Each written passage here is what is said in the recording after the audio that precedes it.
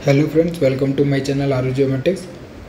हमने जो previous lecture में देखा था वो सन सिंक्रोनस ऑर्बिट देखा था और उसका एक स्पेशल केस देखा था डॉन टू डस्क। एक्चुअली हमने जो अब तक देखा है वो हमने ऑर्बिट के बारे में पढ़ा है, low earth orbit, high earth orbit, medium earth orbit, और हमने जियो सिंक्रोनस भी पढ़ा है, सन सिंक्रोनस ऑर्बिट भी पढ़ा है।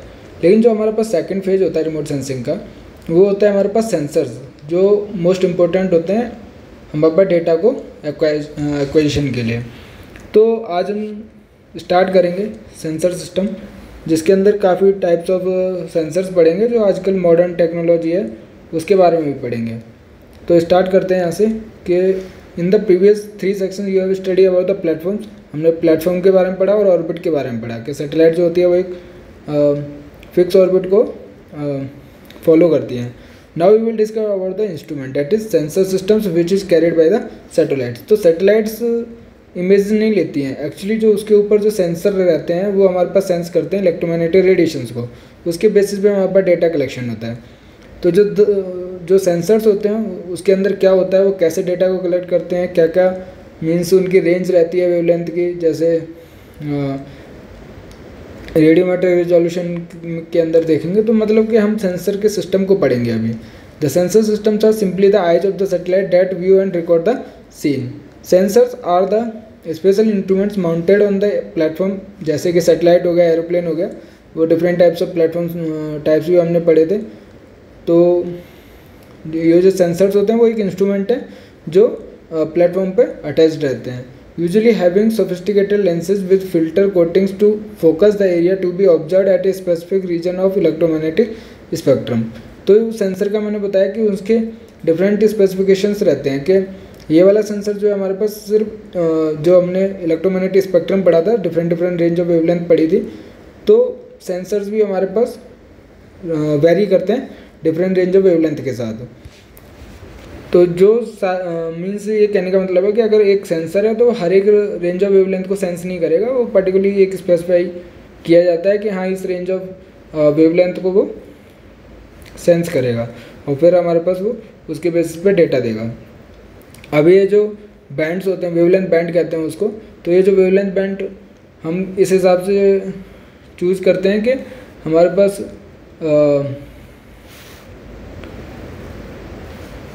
जो रिमोट सेंसिंग का पर्पज़ है वो क्या है, कि हमारे पास प्लांट ग्रोथ करना है या फिर अर्थ ऑब्जर्वेशन सैटेलाइट्स या फिर वेदर मॉनिटरिंग। तो different types of range of wavelength पे वेरी करता है हमारे पास। Solar radiation is the main source of electromagnetic radiation and is a combination of several wavelength band wavelength such as gamma ray, X-ray, ये हमने electromagnetic spectrum में देखा था, gamma ray, X-ray, visual light, infrared, thermal, microwaves. तो ये हमारे पास electromagnetic radiations सन के जो सोर्स माना जाता है, नेचुरल सोर्स, उससे ये रेडिएशंस बाहर निकलती हैं। Sensor systems mainly operate in the visual, infrared, thermal and microwave region. जैसे कि मैंने आपको एटमॉस्फेरिक विंडो के बारे में बताया, तो जो एटमॉस्फेरिक विंडो रहता है उसी में हमारे पास डेटा को ज़्यादा कलेक्शन होता है हमारे पास, उसी रेंज ऑफ वेवलेंथ को हम यूज करते हैं रिमोट सेंसिंग के पर्पज़ में।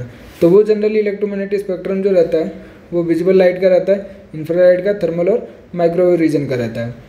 Sensors are characterised by spatial, जैसे हमने रिजोल्यूशन पढ़े होंगे हमने कि स्पेशल रिजोल्यूशन होता है, स्पेक्ट्रल होता है, रेडियोमेट्रिक। यही 3 प्रॉपर्टीज़ होती हैं जिस पर सेंसर आइडेंटिफाई किया जाता है या फिर उसका जो करेक्टराइजेशन होता है वो स्पेशल, स्पेक्ट्रल और रेडियोमेट्रिक। स्पेशल मीन्स हमारे पास स्पेस डिस्टेंस से रिलेटेड है कि कितने दूर के ऑब्जेक्ट को क्लियरली विजिबल दिखाता है सेंसर। स्पेक्ट्रल हमारे पास जहाँ पे स्पेक्ट्रल आ जाए वहाँ पे मैंने बताया वेवलेंथ को देखना है। और रेडियोमेट्रिक्स का है हमारे पास कि कितनी ग्रे लेवल्स हैं, एक्चुअली मीन्स ये जो वेवलेंथ है उसके अंदर भी वो कितने पार्ट्स में उसको डिवाइड करके या फिर बिट्स में देखा जाए 2n में, ये सब हम क्या जब रिजोल्यूशन पढ़ेंगे नेक्स्ट यूनिट में तो उसके अंदर देखेंगे। बट अभी समझने का मतलब ये है कि सेंसर जो है हमारे पास वो करेक्टराइज किए जाते हैं, मीन्स उनकी प्रॉपर्टीज होती है सेंसर की वो स्पेशल, स्पेक्ट्रल और रेडियोमेट्रिक परफॉर्मेंस पर डिपेंड करती है। The first issue is to be considered in selecting the sensor is the scale. Generally वो स्केल जो हमारे पास मेन फैक्टर है कि कौन से सेंसर को यूज़ किया जाए रिमोट सेंसिंग पर्पज़ के लिए, तो वो स्केल पर डिपेंड करता है। Terrestrial and airborne sensors have high spatial resolution, but sensors mounted on the satellite mean for acquiring synoptic coverage have relatively coarse spatial resolution. जब हम स्पेशल रिजोल्यूशन पढ़ेंगे तो उसमें भी पूरा डिटेल में पढ़ेंगे, लेकिन मैं आपको एक ओवरव्यू दे देता हूँ अभी कि ये हमारे पास सैटेलाइट्स है, इसके ऊपर सेंसर लगा है, ये हमारे पास एयरप्लेन है, एक्चुअली बनाना नहीं आ रहा है बट ये एक एरोप्लेन है, और हमारे पास एक बैलून है। तो और हमारे पास ग्राउंड को, ये ग्राउंड है हमारे पास, तो ये वाला हमारे पास क्लियरली विजिबल करेगा, मीन्स दो ऑब्जेक्ट्स जो होंगे वो क्लियरली विजिबल रहेंगे, उसके जो बैलून से इमेज ली जाएगी। और अगर एरोप्लेन से ली जाएगी तो थोड़ा स्पेशल रिजोल्यूशन मीन्स उसकी जो प्रॉपर्टी होगी इमेज की वो इतनी क्लियरली विजिबल नहीं होगी। लेकिन सैटेलाइट्स हमारे पास अगर इमेज क्रिएट करेगा तो और मीन्स एरिया को कवर करेगा। तो जितना ज़्यादा एल्टीट्यूड पर रहता है उतना ज़्यादा कवरेज रहता है। कवरेज होने की वजह से मीन्स कवरेज हमारे पास ज़्यादा है तो हमारे पास जो स्पेशल रिजोल्यूशन रहेगा वो कोर्स मीन्स ज़्यादा रहता है। अगर कोर्स स्पेशल रिजोल्यूशन है तो वो बेकार माना जाता है, और हाई स्पेशल रिजोल्यूशन का मतलब है कि फाइन स्पेशल रिजोल्यूशन है, तो वो जनरली लो एल्टीट्यूड वाली सैटेलाइट या लो एल्टीट्यूड वाली प्लेटफॉर्म से मिलता है, जैसे कि बैलून हो गया, उसके बाद एरोप्लेन हो गया। तो वही कहने का मतलब है कि अगर एयरबोर्न या टेरेस्ट्रियल पर सेंसर लगा हुआ है और उससे हमारे पास इमेज को लिया जा रहा है, किसी भी डेटा को लिया जा रहा है, तो वो हाई स्पेशल रिजोल्यूशन देगा। और हमारे पास अगर वो सैटेलाइट्स पे माउंटेड है तो कोर्स स्पेशल रिजोल्यूशन देता है। ये हम रिजोल्यूशन के बारे में पढ़ेंगे और उसमें फॉर्मूला भी होता है, उसके हिसाब से हम स्वाथ विड्थ निकालेंगे। और हमारे पास IFOV भी देखा था हमने, तो वो सारी चीज़ें हम नेक्स्ट यूनिट में पढ़ेंगे। अभी क्या है, सिंपल सी चीज़ है कि जितना एल्टीट्यूड रहता है उतना ज़्यादा कोर्सर स्पेशल रिजोल्यूशन होता जाता है। Selection of appropriate sensor system for the remote sensing satellite will also depend on the criteria to be addressed for using highly localized and refined or more regional and coarser sensor systems. Generally मैंने आपको जो characterisation बताया sensor का किस पे depend करता है, special, radiometric और हमारे पास स्पेक्ट्रल पर डिपेंड करता है। तो वही कहने का मतलब है कि क्योंकि ये हमारे पास कॉन्ट्राडिक्शन रहता है इन तीनों जो रिजोल्यूशन रहते हैं, जैसे कि स्पेशल रिजोल्यूशन अगर हम फाइन कर रहे हैं मीन्स अच्छा रिजोल्यूशन कर रहे हैं तो उसके केस में हमारे पास स्पेक्ट्रल रिजोल्यूशन या फिर रेडियोमेट्रिक रिजोल्यूशन कम हो जाता है। तो ये जो रिजोल्यूशन का फंडा है वो हम नेक्स्ट यूनिट में समझेंगे, इसलिए हमारे पास ये तीनों को कॉम्बिनेशन इस तरीके से लेते हैं कि तीनों हमारे पास बैलेंस रहे, कोई एक चीज़ बिगड़े ना। Sensor systems are classified as imaging and non-imaging sensor based on the type of output they provide. Imaging sensors measure the emitted or reflected intensity of electromagnetic radiation and provide image of the ground as output. तो जो sensor होते हैं दो type के होते हैं, एक तो इमेजिंग होता है, एक नॉन इमेजिंग। इमेजिंग का मतलब है जो इमेजेस दे रहा है। तो इमेजिंग सेंसर जो होते हैं वो हमारे पास एमिटेड रिफ्लेक्टेड इंटेंसिटी जो रेडिएशंस को वो सेंस करते हैं उसका एक इमेज प्रोवाइड करते हैं। तो मीन्स फोटोग्राफिक कैमरा रहता है इन सेंसर्स के ऊपर जिससे वो इमेज ले सकते हैं। वेयरएज नॉन इमेजिंग सेंसर जो रहते हैं वो इंटेंसिटी जो रेडिएशंस की होती है उसको मेजर करते हैं लेकिन कोई इमेज क्रिएट नहीं करते हैं। वो क्या करते हैं, कोई न्यूमेरिकल डेटा में देते हैं। एग्जाम्पल क्या है, ग्रेविमीटर। तो सिंपल सी चीज़ें नाम से पता चल रहा है, इमेजिंग सेंसर वो होते हैं जो इमेज क्रिएट करें जिनके ऊपर फोटोग्राफिक कैमरा रहता है, और ग्रेविमीटर एक एग्जाम्पल है हमारे पास नॉन इमेजिंग सेंसर्स का। वो क्या डेटा देता है, न्यूमेरिकल डेटा देगा। दोनों जो है हमारे पास इलेक्ट्रोमैग्नेटिक रेडिएशन की इंटेंसिटी को सेंस करते हैं लेकिन जो आउटपुट रहता है वो हमारे पास डिफरेंट रहता है। तो जनरली आपने जो है वो दो सेंसर तो ज़रूर सुने होंगे, मैंने पहले भी डिस्कस किया है कि पैसिव सेंसर क्या होता है, एक्टिव सेंसर क्या होता है। तो पैसिव सेंसर वो सेंसर होते हैं दे डिटेक्ट द रिफ्लेक्टेड और emitted electromagnetic radiation from natural source, जैसे सन हो गया हमारे पास। The useful wave bands are mostly in the visible and infrared region for passive remote sensing detectors. तो कहने का मतलब है कि अगर सेंसर्स जो है हमारे पास खुद का एनर्जी सोर्स नहीं रख रहे हैं, जो नेचुरल सोर्स है उसी को यूज़ कर रहे हैं, उससे जो इलेक्ट्रोमैग्नेटिक रेडिएशन जो सन था उससे जो इलेक्ट्रोमैग्नेटिक रेडिएशन फॉल होकर ऑब्जेक्ट्स के ऊपर गिर रही हैं और फिर उससे रिफ्लेक्टेड बैक हो रही हैं या फिर एमिशन हो रहा है इलेक्ट्रोमैग्नेटिक रेडिएशंस का, उनको सेंस कर रहा है। तो जो सेंसर नेचुरल सोर्स को यूज़ करते हैं वो पैसिव सेंसर कहलाते हैं। लेकिन एक्टिव सेंसर के केस में क्या होता है, हमारे पास उनका खुद का एनर्जी सोर्स रहता है। तो वो हमारे पास सेंसर जो होते हैं ऑब्जेक्ट के ऊपर रेडिएशंस फॉल करते हैं और फिर रिफ्लेक्ट बैक होकर जो सेंसर्स के पास रेडिएशंस पहुंचती हैं उनको डिटेक्ट करते हैं, तो वो एक्टिव सेंसर कहलाते हैं हमारे पास। दे डिटेक्ट द रिफ्लेक्टेड और emitted radiation from the objects which are irradiated from artificially generated energy source. तो आर्टिफिशियल जो होते हैं वो एक्टिव सेंसर्स पे होते हैं। एग्जाम्पल है हमारे पास radar, radio detection and ranging, and lidar, light detection and ranging.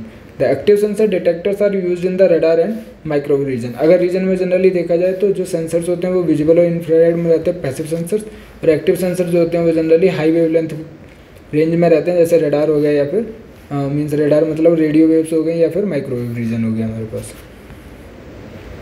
जैसे एग्जाम्पल है, अब पैसिव सेंसर्स जो है हमारे पास, जैसे सन है, एनर्जी सोर्स है, वो हमारे पास ऑब्जेक्ट मीन्स अर्थ के ऊपर फॉल होता है, फिर रिफ्लेक्ट बैक होकर, ये हमारे पास पैसिव सेंसर्स हो गया। लेकिन वही देखा जाए एक्टिव सेंसर्स में क्या है कि खुद का एनर्जी सोर्स आ रहा है, वापस रिफ्लेक्ट बैक हो रहा है, उसी को सेंस कर रहा है। तो इन दोनों में क्लियरली सिंपल सी चीज़ है जो आपको डायग्राम से दिख रही है।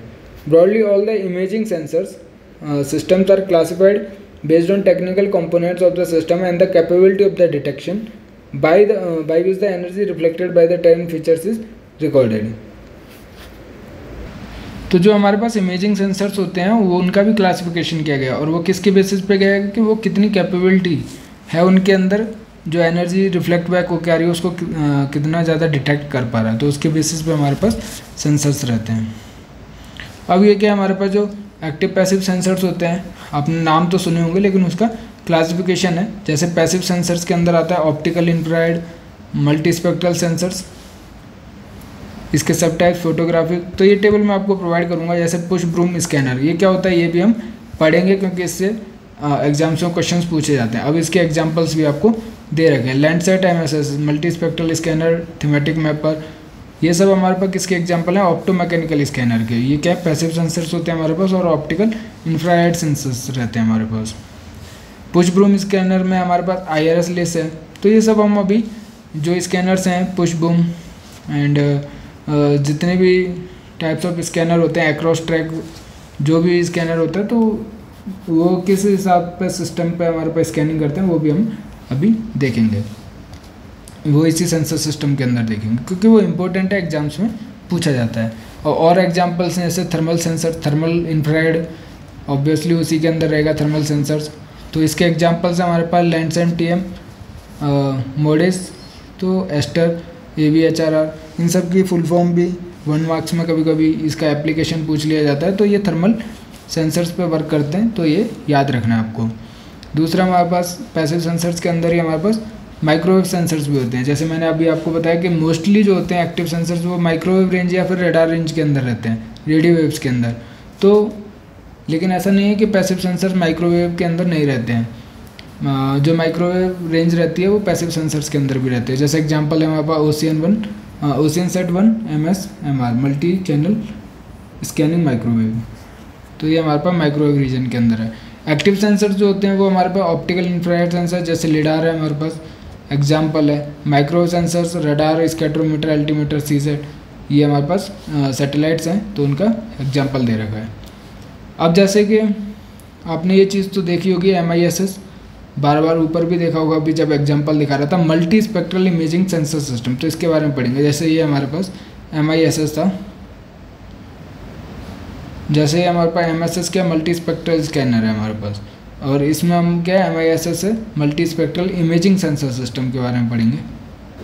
तो MISS का जो है आपको नाम से पता चल रहा है मल्टी स्पेक्ट्रल। स्पेक्ट्रल का बताया कि वेवलेंथ, जहाँ पे स्पेक्ट्रल आ जाए वहाँ पे हमारे पास वेवलेंथ के बारे में सोचना है। मल्टी मतलब बहुत सारे, तो बहुत सारे रेंज ऑफ वेवलेंथ में जो सेंसर स्कैन करे वो हमारे पास मल्टी स्पेक्ट्रल होगा। इमेजिंग मतलब जो इमेज क्रिएट करे सेंसर सिस्टम, उसके बारे में हम देखेंगे क्या क्या टाइप्स होते हैं। तो जो multi spectral imaging sensors include photographic and scanning system. तो फोटोग्राफिक एंड स्कैनिंग सिस्टम रहता है। The photographic system is an imaging system in which cameras are used in the scanning system. Scanners along with filters for various wavelength regions are used. तो दोनों चीज़ें होती हैं हमारे पास, imaging भी रहती है, फोटोग्राफिक सिस्टम भी रहता है, और साथ के साथ मल्टी स्पेक्ट्रल के अंदर क्या है कि वेरियस वेवलेंथ के अंदर स्कैनिंग सिस्टम भी रहता है। In some cases both photographic and scanning system are use in the combination, अलग अलग भी कर सकते हैं और कॉम्बिनेशन भी कर सकते हैं। तो हमारे पास सबसे पहले क्या है कि फोटोग्राफिक सिस्टम जो होता है, different parts of the spectrum are sensed with different film filter combinations and images are form directly on to a film. Photographic system के अंदर इमेजेस क्रिएट होती हैं, तो जो इलेक्ट्रोमैग्नेटिक रेडिएशंस की जो इंटेंसिटी होती है उसको सेंस करता है सेंसर, और फिर डायरेक्टली फिल्म के ऊपर इमेज क्रिएट कर देता है। लेकिन ऑप्टोमैकेनिकल जो स्कैनिंग सिस्टम्स होते हैं, जो स्कैनिंग सेंसर्स होते हैं, वो क्या करते हैं, the optical image is first converted into an electrical signal.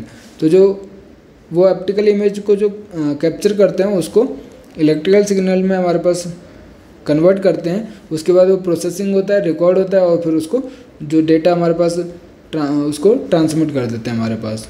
But the photographic system suffers from one major defect of considerable distortion at the edges. तो जो फोटोग्राफिक सिस्टम रहता है, क्योंकि जैसे जैसे आप देखोगे, अभी हम आगे पढ़ेंगे, तो ये अगर हमारे पास FOV है, फील्ड ऑफ व्यू है, ये हमारे पास सैटेलाइट्स है,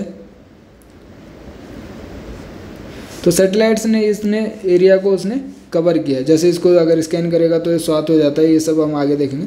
तो अगर देखा जाए तो ये इतना छोटा नहीं है, इसका जो कैमरे का रेंज है, यहाँ पे जो पिक्सल्स रहते हैं वो एकदम इक्वल साइज़ के रहते हैं। जैसे जैसे बाहर जाते हैं हमारे पास वो थोड़े वाइडनिंग होते जाते हैं। तो कहने का मतलब है जितने ज़्यादा कैमरे के फोकस से दूर होता जाएगा उतनी ज़्यादा जो हमारे पास एजेस, मीन्स कहने का मतलब ये एजेस हो गई, तो इसके जो पिक्सल्स होते हैं उसमें एरर आता है। तो वही कहने का मतलब है कि जो फोटोग्राफिक सिस्टम्स होता है उसके एजेस पे पिक्सल्स हमारे पास डिस्टॉर्टेड हो जाते हैं, तो उसका जो इमेज भी क्रिएट होता है वो डिस्टॉर्शन होता है। This is due to large lens opening, क्योंकि उसकी रेंज बढ़ जाती है। अगर जितना छोटा रहेगा उतना सही इक्वल साइज में, मीन्स उतना वेरिएशन या डिस्टॉर्शन नहीं आएगा हमारे पास। फिर हमारे पास एनालॉग फोटोग्राफिक सिस्टम, उसको और ब्रीफ में देख लेते हैं कि जो फोटोग्राफिक कैमरा ज़्यादा oldest and most widely use remote sensing sensor specially in aerial photography. तो जनरली एरियल फोटोग्राफी में क्या है, जो फोटोग्राफिक कैमरा जैसे एरोप्लेन में हम कैमरा यूज करके रिमोट सेंसिंग करते थे, तो उस टाइम पे थोड़ा पुराना आइडिया है, तो उसमें फोटोग्राफिक कैमरा यूज करते थे। Cameras belonging to the framing system have been successfully used as the remote sensing sensors from aircraft balloon, जैसे मैंने एग्जांपल लिया था manned and unmanned space craft. Camera systems are passive optical sensors, तो इसमें passive है, जो भी सन से लाइट्स निकलती है उसी की रेडिएशंस को यूज करता है। Sensors and that use a lens और system of lenses to form an image at the focal plane where an image is sharply defined. The images are recorded on the photographic film which are sensitive to light from 0.3 micrometer है ये 0.3 micrometer to 0.9 micrometer in wavelength covering the ultraviolet visible near infrared। कहने का मतलब है, मैंने already बताया कि passive sensor mostly जो काम करते हैं वो विजिबल और इंफ्रारेड वेव पे काम करते हैं। तो ये जो 0.3 माइक्रोमीटर से 0.9 माइक्रोमीटर, जैसे 0.4 से 0.7 माइक्रोमीटर किसका है, विजिबल लाइट का है, तो अल्ट्रावायलेट रेंज को भी थोड़ा कवर करता है और इंफ्रारेड रेंज को भी कवर करता है। तो जनरली ये जो सेंसर्स होते हैं फोटोग्राफिक वाले वो इन 3 रेंज ऑफ वेवलेंथ पे काम करते हैं। द एनालॉग और photographic film is generally composed of single layer of silver halide emulsion, black and white और पैंक्रोमेटिक। अगर पैंक्रोमेटिक जो इमेज होती है मीन्स ब्लैक एंड वाइट, जो ब्लैक एंड वाइट होती है उनको पैंक्रोमेटिक इमेज कहते हैं। इसके अंदर मीन्स इमेज जो क्रिएट होती है ग्रे लेवल का होता है हमारे पास। मीन्स आपने देखी होगी पहले की टीवी जो आती थी वो ब्लैक एंड वाइट ही आती थी, तो पैंक्रोमेटिक वैसी इमेज क्रिएट करता है। और triple layers of yellow, magenta and सियान, तो इससे हमारे पास क्या है, इनका अगर येलो, सियान और मैजेंटा को मिला के हमारे पास कलर फोटोग्राफी। हमें क्या फोटोग्राफिक वर्ड से मतलब है, फोटोग्राफी चाहे हमारे पास पैंक्रोमेटिक मीन्स ब्लैक एंड वाइट भी हो सकती है और हमारे पास कलर फोटोग्राफ्स भी होती हैं। तो जो when the photographic film is exposed over a particular area,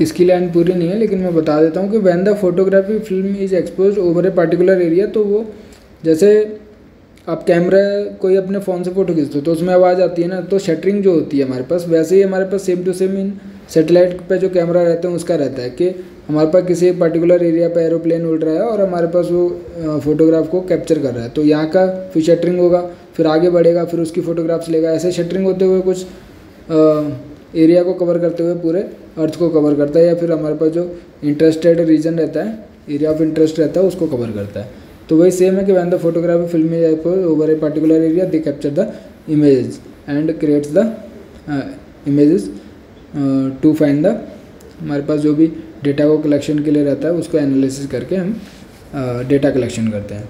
अब जैसे फील्ड ऑफ व्यू को मैंने ऑलरेडी आपको पहले भी समझाया कि फील्ड ऑफ व्यू क्या होता है, defines the width of the ground that is swath which is captured in an image.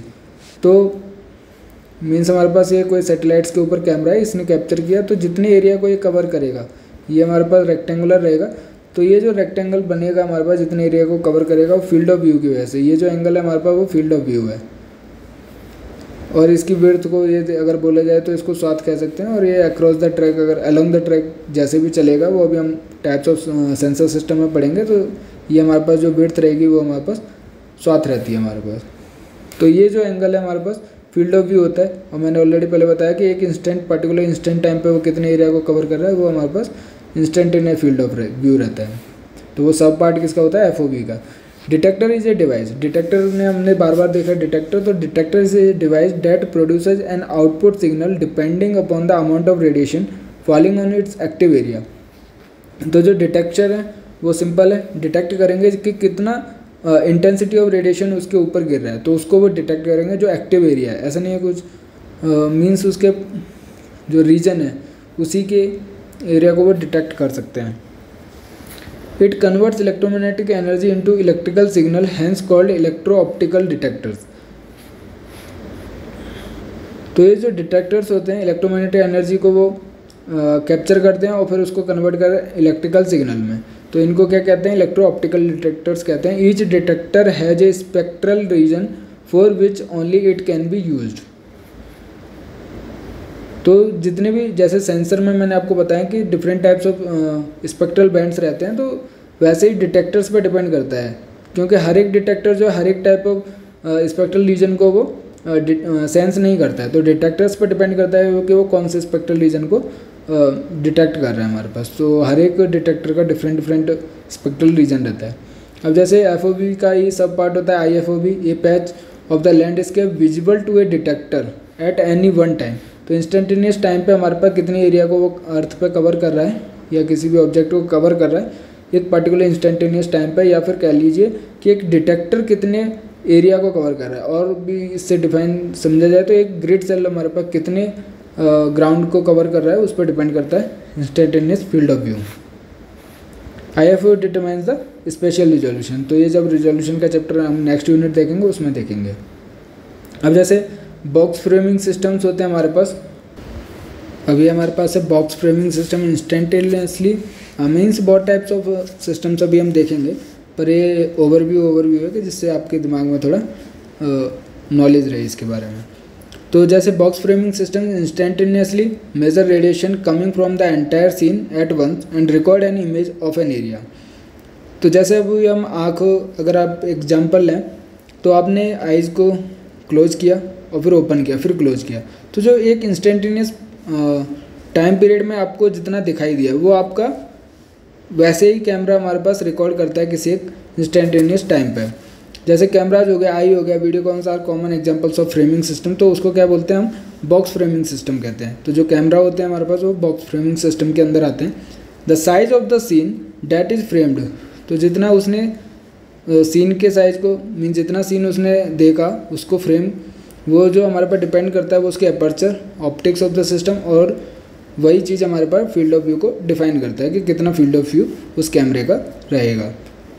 तो वो जो कैमरा उसका भी जो प्रॉपर्टीज़ रहता है वो डिपेंड करता है उसके अपर्चर और ऑप्टिक्स के ऊपर। Generally the panchromatic and colour films are sensitive to the light in the visual region. तो जो जैसे हमारे आइज़ जो होती हैं वो सेंस कर पाती हैं हमारे पास विजुअल रीजन को, तो जनरली जो पैंक्रोमेटिक और कलर फिल्म्स होती हैं वो भी विजुअल रीजन या फिर इंफ्रारेड में हमने देखा था उसके स्पेक्ट्रल रेंज में रहती हैं हमारे पास। But the photographic film developed specially for remote sensing analysis are sensitive to reflected infrared light which are used extensively for vegetation mapping. तो ये याद रखना है आपको, इंफ्रारेड मैंने आपको जब स्पेक्ट्रल रिफ्लेक्टेंस कर्व पढ़ाया था उसमें वेजिटेशन को बेटर जानने के लिए कौन सी रेडिएशंस हमारे पास इंपॉर्टेंट थी, इंफ्रारेड।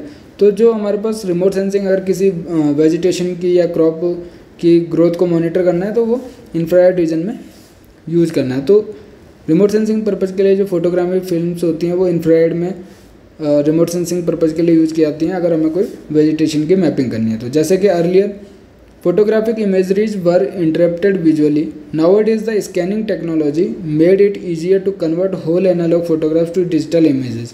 तो आजकल क्या है कि जितनी भी एनालॉग फोटोग्राफ्स होती हैं उनको डिजिटली कन्वर्ट ईजिली कर सकते हैं। जैसे डिजिटल में कन्वर्ट करने के लिए भी बहुत सारे इंस्ट्रूमेंट्स रहते हैं।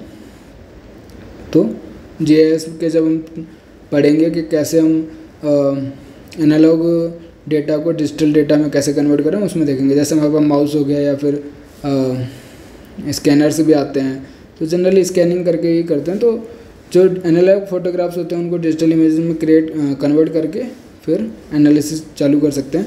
The scanned photographs imageries take advantage of feature enhancement and extraction facility available with in most image processing software packages. तो सॉफ्टवेयर की जो है जैसे GIS के बारे में पढ़ेंगे तो ये चीज़ आपको जो भी लाइन से हमारे पास सारा समझ आ जाएगा। Nevertheless, the spatial and spectral resolution of the original photographs can not be enhanced by scanning.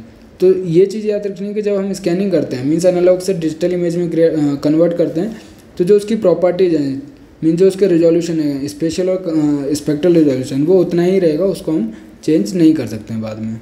तो जो सेंसर्स की प्रॉपर्टीज़ रहती है उसी पर डिपेंड करती है कि कितना रिजोल्यूशन रहेगा। अब ये हमारे पास स्कैनिंग सिस्टम्स हैं। मोस्टली जो इम्पोर्टेंट हैं जो एग्ज़ाम्स में पूछे जाते हैं वो ये 4 टाइप्स ऑफ स्कैनिंग सिस्टम्स हैं और इसके अंदर भी अगर देखा जाए तो ये 3 हमारे पास ज़्यादा इम्पोर्टेंट है।